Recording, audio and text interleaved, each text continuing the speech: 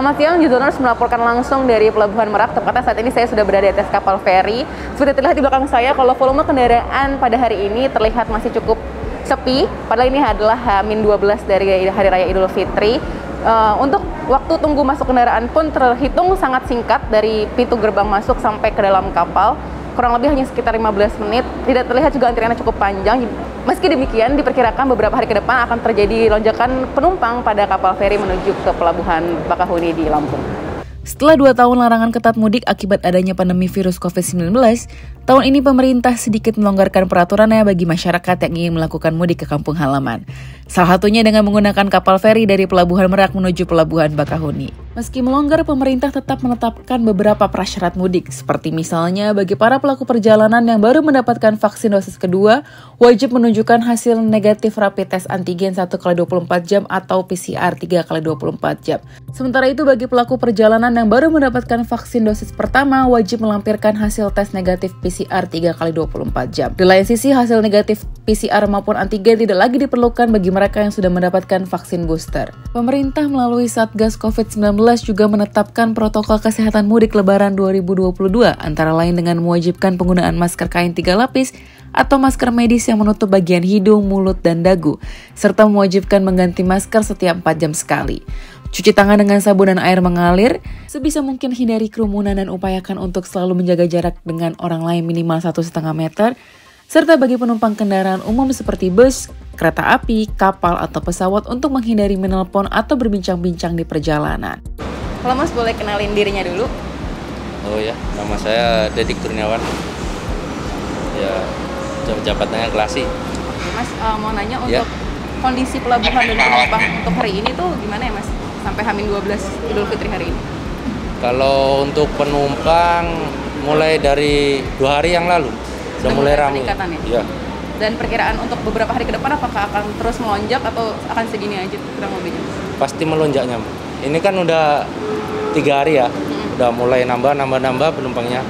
Dan untuk kendaraan mobil juga nambah juga. Untuk kendaraan logistik juga sampai ngantri-ngantri lah. Kalau perkiraan puncaknya kurang lebih di tanggal berapa ya? Mungkin H-2 lah. H-2 ya? Iya. Dan kalau persiapan dari Pelabuhan Merak sendiri untuk mudik kali ini ada apa aja tuh Mas? Karena kan masih pandemi ya saat ini. Oh ya, untuk persiapannya ya kita masih itu ya prokes ya. Masih prokes dan ya kita harus jaga jarak lah. Paling tidak ya kita bawa sanitizer itu kan buat jaga kesehatan kita kan. Tapi berarti sudah siap ya Mas untuk menyambut mudik di tahun 2022 ini? Sudah dipersiapkan dari awal. Oke, kalau gitu. Terima kasih banyak ya Mas atas waktunya. Oke, sama-sama.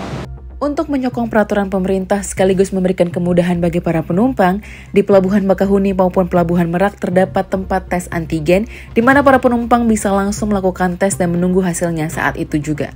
Selain tempat tes antigen, pada anjungan eksekutif Pelabuhan Merak maupun Bakahuni juga dilengkapi beberapa fasilitas lain, seperti merchant makanan, minimarket, pusat oleh-oleh, hingga tempat cetak tiket mandiri. Namun sayangnya anjungan eksekutif di Pelabuhan Bakahuni masih terlihat kosong dan juga cukup gelap bagi para penumpang. Walaupun demikian, mal ini tetap bisa diperhitungkan bagi para penumpang yang menunggu kedatangan kapal. Saat menuju Pelabuhan Bakahuni, kami masih cukup beruntung karena kondisi kapal yang tidak terlalu penuh. Masih terdapat beberapa kursi kosong di ruang tunggu maupun di ruang lesehan dan juga ruang kamar. Kondisi di luar pun tidak jauh berbeda, di mana masih terdapat bangku-bangku kosong bagi para penumpang yang ingin menikmati pemandangan di luar. Berkeliling kapal dan juga menikmati pemandangan tidak terasa 1 jam kami telah tiba di Pelabuhan Bakahuni. Proses loading kendaraan pun tidak memakan waktu yang lama, hanya sekitar 20-30 menit dan kami telah siap untuk melanjutkan perjalanan. Melaporkan langsung dari Terminal Eksekutif Bakahuni, saat ini saya sudah berada di anjungan utamanya. Dapat terlihat kalau anjungan ini terlihat sangat bagus, bersih, dan juga ada beberapa kedai makanan di dalamnya. Saat ini volume kendaraan yang datang dari arah Pulau Jawa menuju Lampung terlihat sudah lebih padat daripada biasanya dan diperkirakan akan terus bertambah ke depannya.